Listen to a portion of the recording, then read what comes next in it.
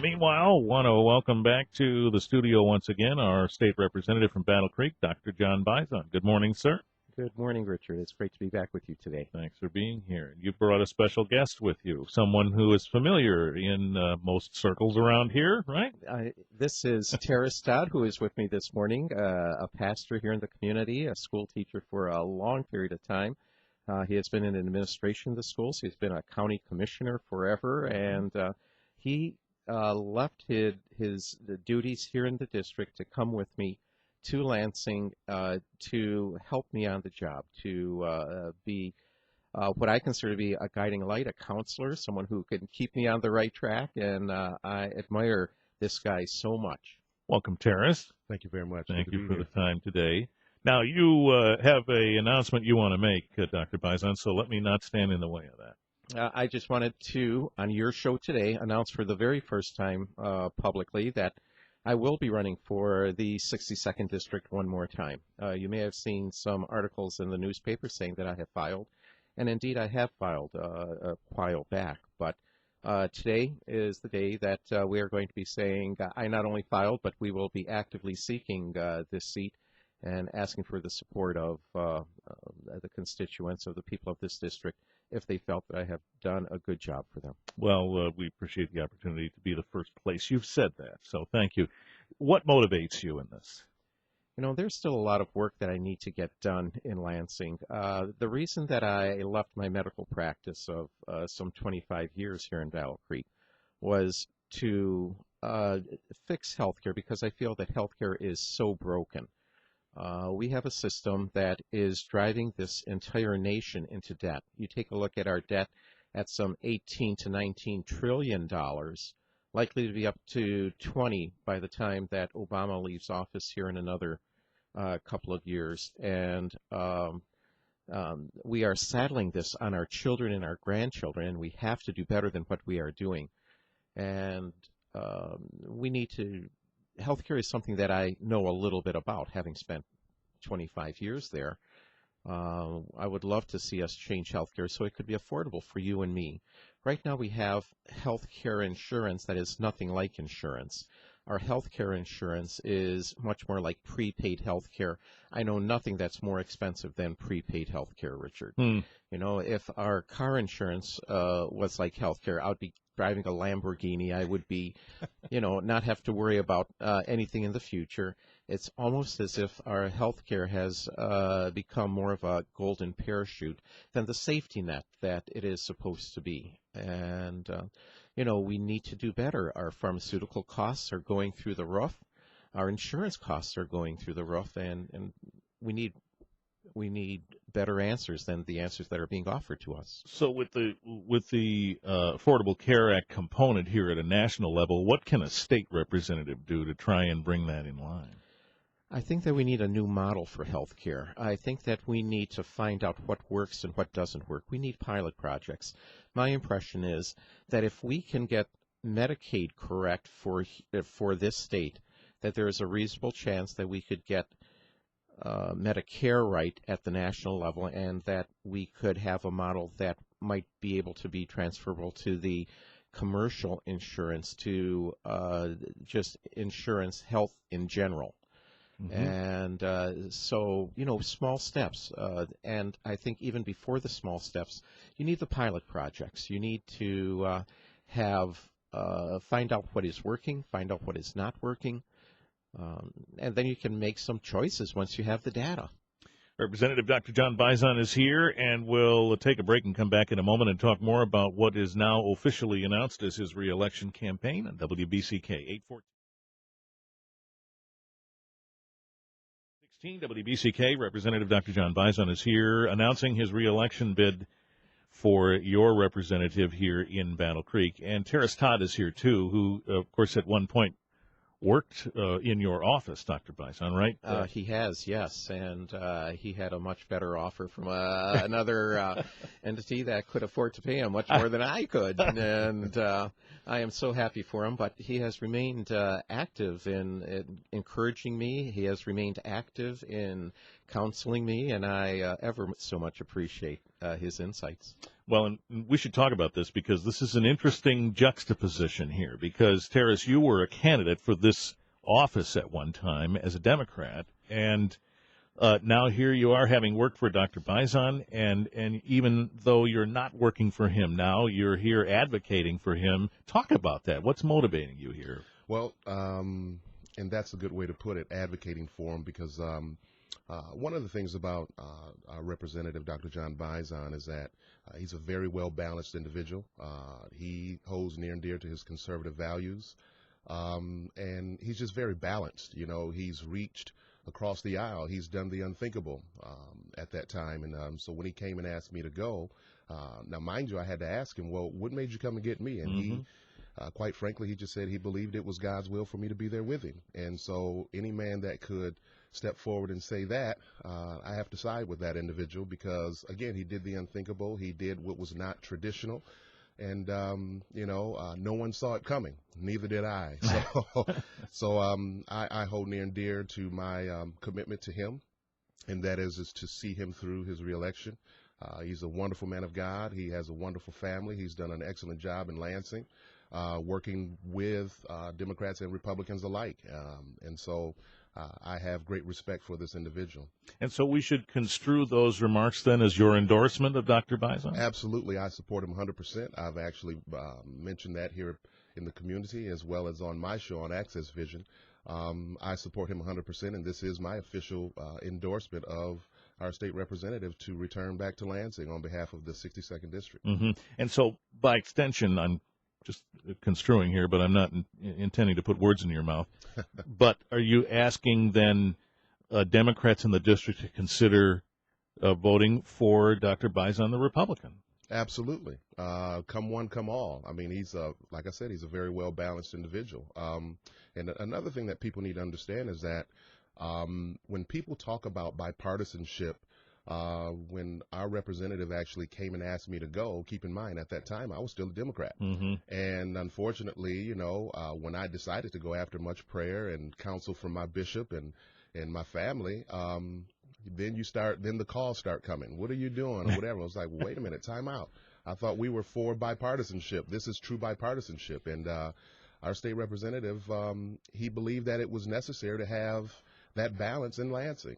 No one's ever thought about it. No one's ever done it.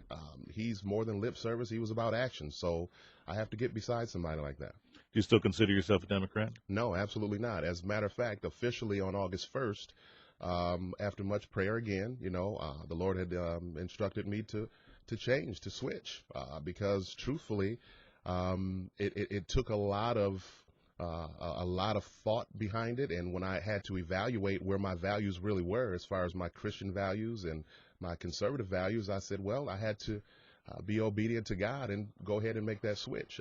I had, much counsel as well from people in the ministry and stuff like that, and it's a blessing because even after I made my switch, I had a lot of people come to me and said, I'm glad you did, and so as I'm out here, I'm finding that there are more like me, to be honest with you. And so that's what's really a blessing, so I wasn't alone. Boy, this is a pretty strong endorsement for bipartisanship, which generally now is not popular, is it? Oh, it surely isn't. If you look at Washington, they are so dysfunctional. And even in Lansing, you can tell that there are those who have returned here to the district to attack me and the campaign. And here I would point specifically to Brandon Dillon's visit last week. And the thing that was really, I won't say hurtful, but the thing that disappointed me a lot was that he came down saying that I had supported the Capitol View project that was this multi-million-dollar project where, in fact, I went looking for that appropriations when they said that appropriation was coming up, and I found that it was a done deal already. This is something that had been figured out in 2014 rather than in 1915. It occurred the year before I got to Lansing, and it occurred on Brandon Dillon's watch, not my watch. So we have him coming down here spreading what I'm going to say generously as untruths and I guess I was disappointed with the news coverage as well.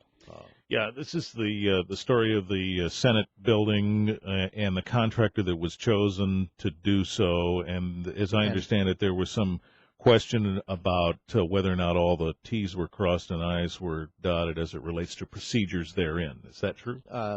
This was actually bonded rather than set out as an appropriation, and this was the Senate wants a new building. They have a building right now, but they wanted to move into a new building. They're going to be renting, as I understand, the new building rather than owning it. And it's just an expensive way to do government. And I was opposed to them spending quite so much taxpayer money for that particular project. I thought that there were better ways of doing things. And as you know, I do that a lot. I was against the Detroit schools. I voted against the transportation package because it was that let's put $400 million in and brand new revenue and take $400 million out with the other hand. And I said, wait a minute, we can't do this. And I was the only one of 7 on that subcommittee to say, what are we doing here? Where are our priorities? And I guess my priorities did not line up with the rest of either party, but at least we have a vote. And that is one thing I'm particularly proud of, is that when I go there, I am allowed to vote for my constituents much more than some of the others, especially across the aisle. They get punished when they don't follow the rest of the caucus. They don't follow the rest of the party. And yet, on my side, in my particular position, I am very, very free to represent the people here. And if they want to have that representation continue, I would ask for their support. Who does the punishing, the constituents or the party? No, typically it's the party. You take a look at the party leadership. There was a vote, I think, dealing with, I forget what the issue was, just before Christmas. And there were a couple of our representatives on the other side of the aisle who took the vote that their people, their constituents, wanted them to take, and they lost their positions of leadership within that caucus. And I don't know if there was a lot said about that, but you know, when you get to the point where you start punishing people for not voting for their constituents or with their constituents, I think we've got problems, and this is Lansing now rather than Washington that I'm talking about. Yep. Representative Dr. John Bizon is here announcing a reelection campaign for state representative from Battle Creek. We'll take a break and come back on WBCK. 27 WBCK Representative Dr. John Bizon is here, and his former staffer, Terris Todd, as well. And we've been discussing your reelection announcement, now officially made here this morning. So if health care is on the top of your list, what are some of the other priorities you see that would involve your second term? Well, we need to do a better job on roads, as we had already talked about. They're taking $400 million out of that budget compared to the prior year. And that isn't exactly correct, because this year's budget is going to be about $60 million more than last year's budget for roads. But that isn't the $400 million that I had voted to put into roads. Education always has to be a priority, and as we had mentioned earlier, I'm already out on a limb on education, where I said I would not be supportive of condemning our students in Detroit to return to the worst school district in America. That I feel that that is simply unconscionable. We need to do better. We can do better. I think the model that has been established for communities such as Albion, where you get kids into a better system much sooner, needs to be looked at for Detroit, and figure out the details, but get these kids into good schools soon. I have personal priorities. There's a bill dealing with hepatitis C that I'll be introducing in all probability within the next week. There is a bill on biosimilars, which are very, very, very large. It's a brand new focus of pharmaceuticals, and these are very, very expensive drugs that we need to make cheaper, make more available in the biosimilar form. And I have another bill that's sitting over in the Senate. I'm working with the senators on trying to usher that through. Freedom of Information Act has been something you've been working on. Indeed, and that was something that was brought up by my constituents here, and they said, yes, we want to have that Freedom of Information Act to know what goes on up in Lansing, and it was probably within the next couple days that I had submitted the bill request, probably within a couple of weeks that I actually submitted a bill that has been changed, but now that bill has been renumbered. It's part of the bigger package. I think it's a much, much better product than what I brought forward initially, and that's the process. You come forward with your idea, and you get it tweaked and made better, and all the things that you didn't think about when you said, let's introduce this, are thought about by other people who have concerns, and so you make the bill so that it's manageable. And right now it's part of a 10-bill package, and actually I have hope that we're going to see that before the end of this term. Okay. And so I am very excited. Working together. How about that? Absolutely.